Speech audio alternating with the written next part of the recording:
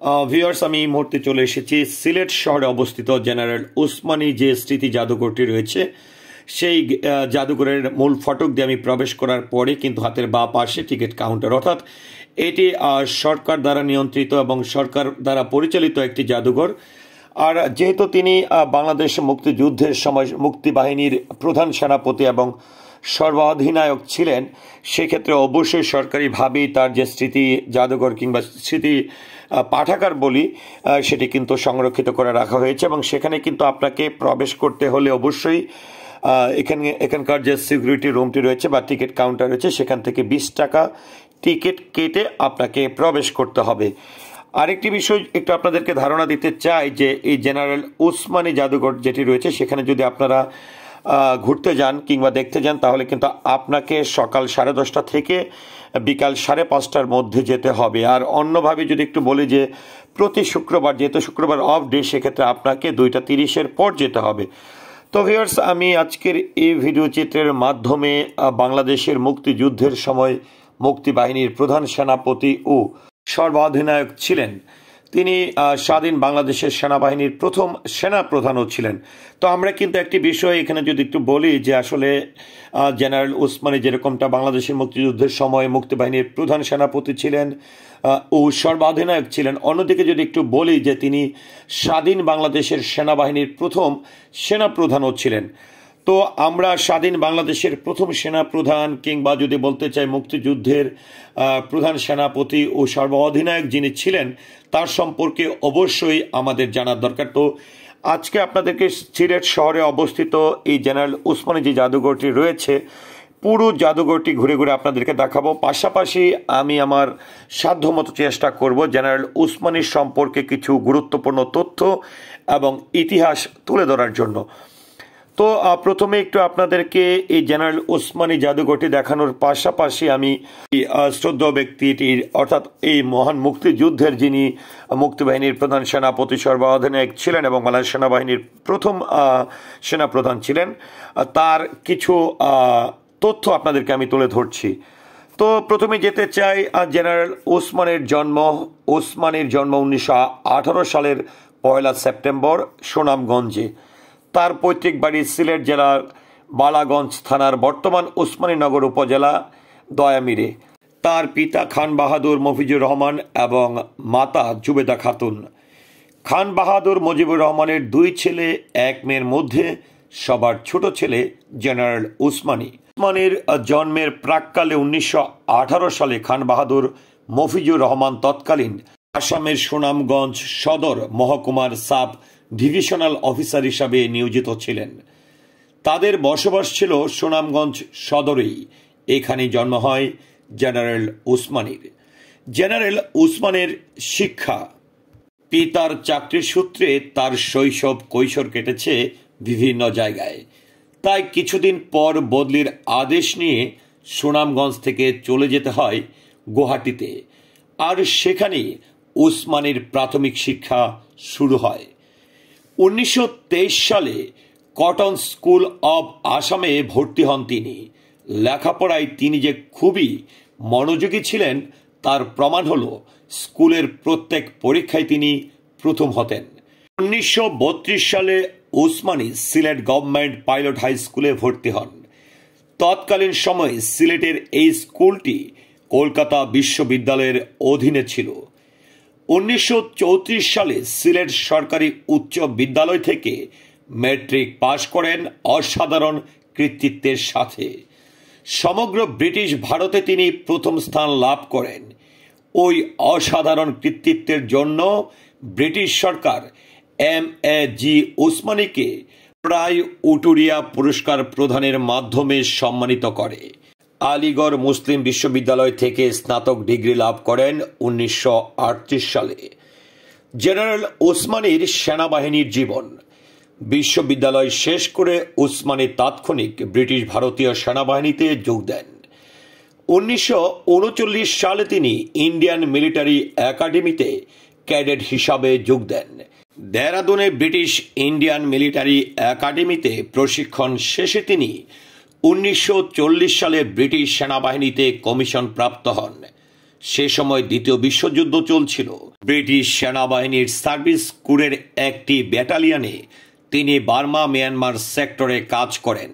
1942 সালে মেজর পদে উন্নীত হন।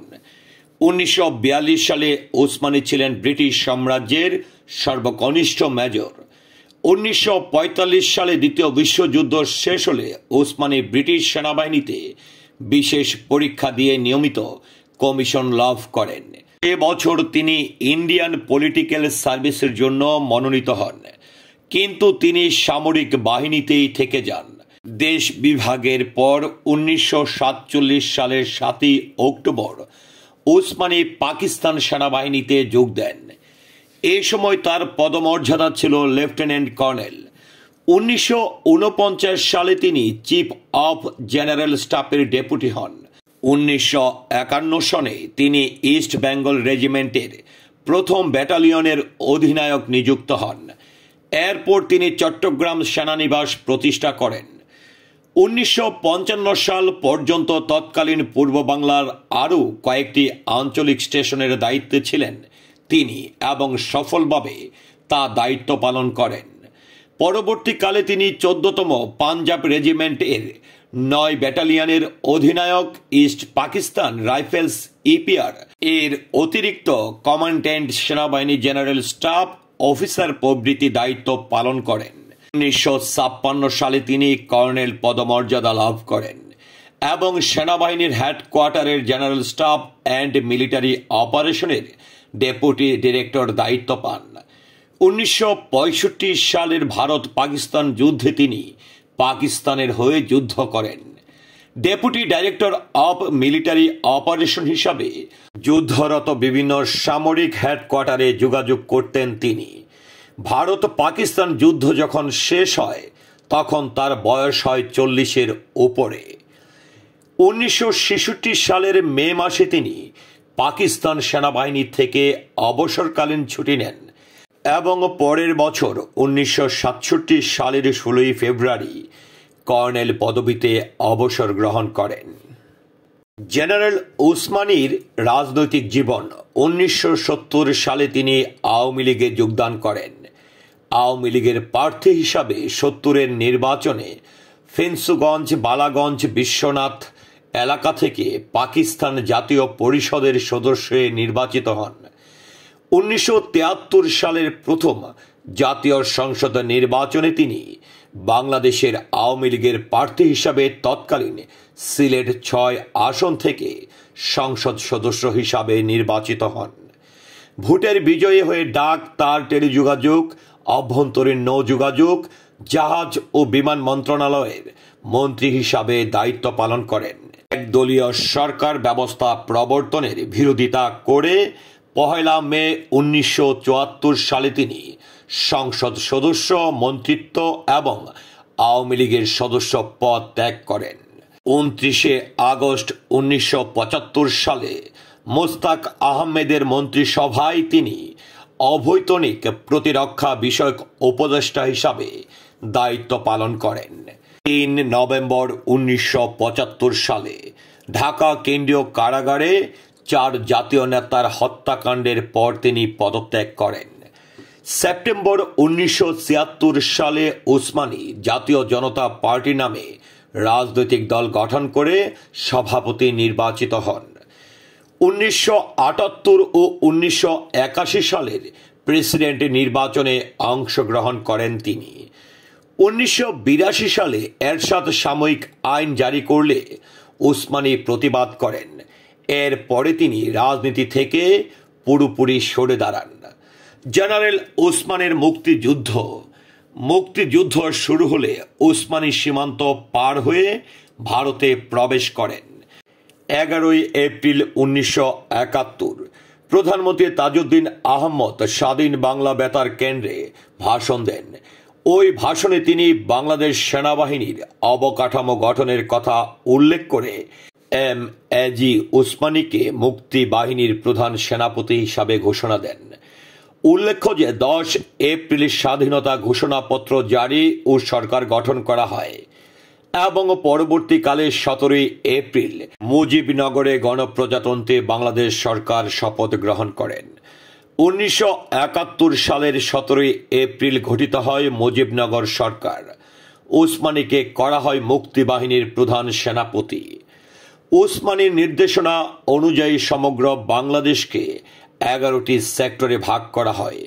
প্রতিটি সেক্টরে কমান্ডার হিসাবে একজন সেনাবাহিনীর অফিসারকে নিয়োগ দেয়া হয়।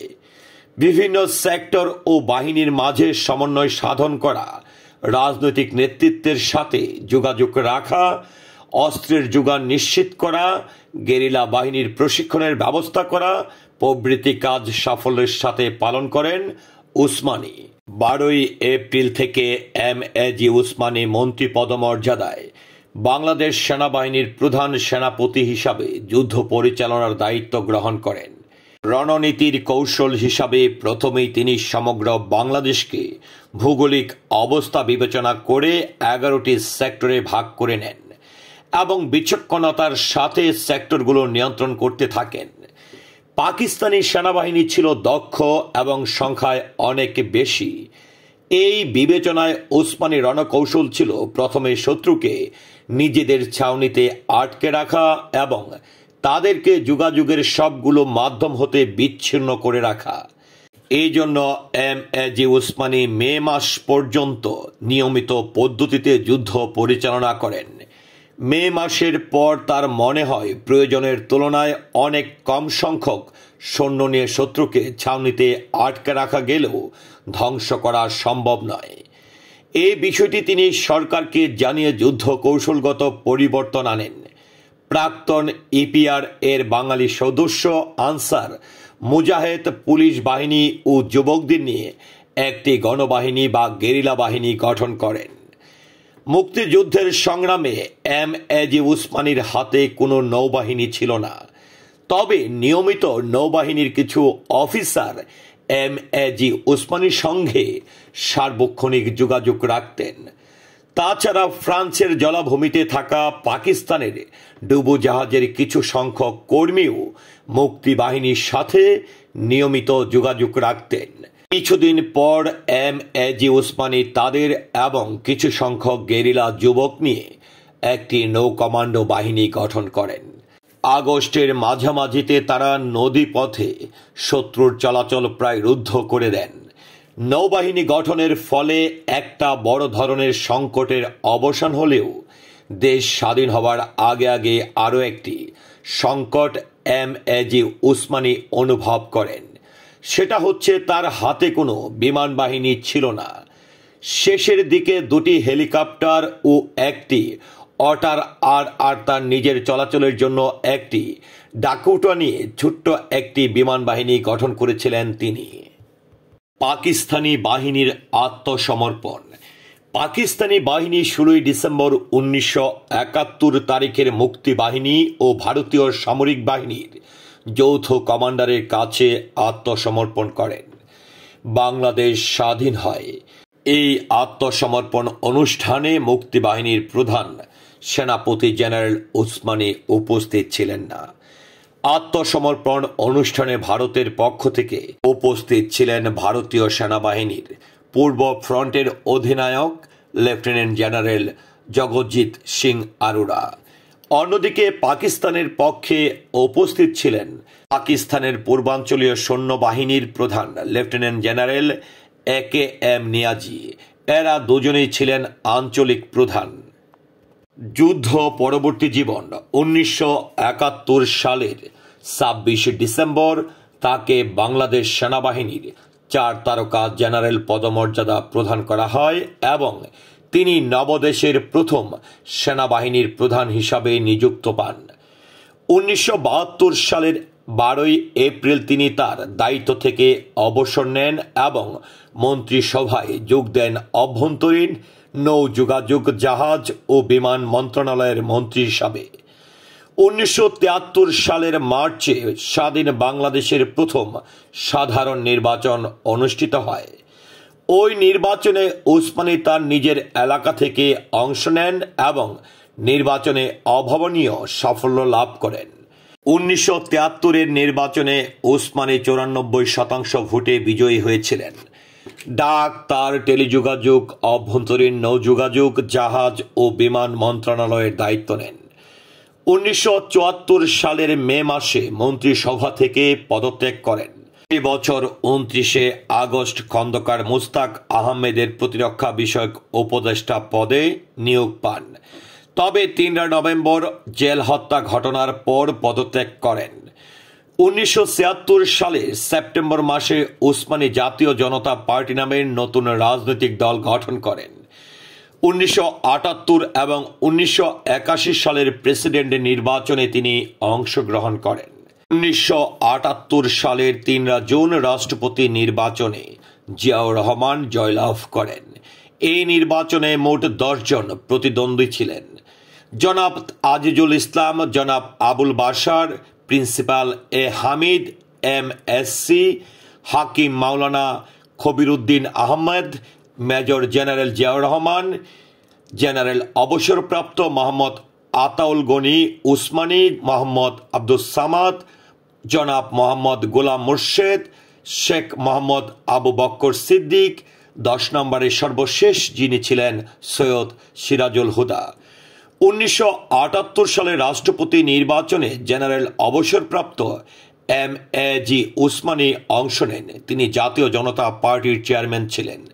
তিনি মনোনীত হয়েছিলেন জন ঐক্য জোট এবং 5টি রাজনৈতিক জোটের যথা জাতীয় জনতা পার্টি, বাংলাদেশ আওয়ামী লীগ, জাতীয় আওয়ামী পার্টি, বাংলাদেশ পিপলস লীগ, গণ আজাদি লীগ। 1981 সালে রাষ্ট্রপতি নির্বাচনে 39 জন প্রতিদ্বন্দ্বী ছিলেন, আর ওই নির্বাচনে জয়লাভ করেন বিচারপতি আব্দুস সাত্তার। জেনারেল ওসমানের মৃত্যু। ক্যান্সারে আক্রান্ত হয়ে চিকিৎসাধীন লন্ডন থাকাকালীন 1984 সালের 16 ফেব্রুয়ারি MAG ওসমানী মৃত্যুবরণ করেন। তাকে পূর্ণ সামরিক মর্যাদায় সিলেটের হজরত শাহজালাল মাজারে সমাহিত করা হয়।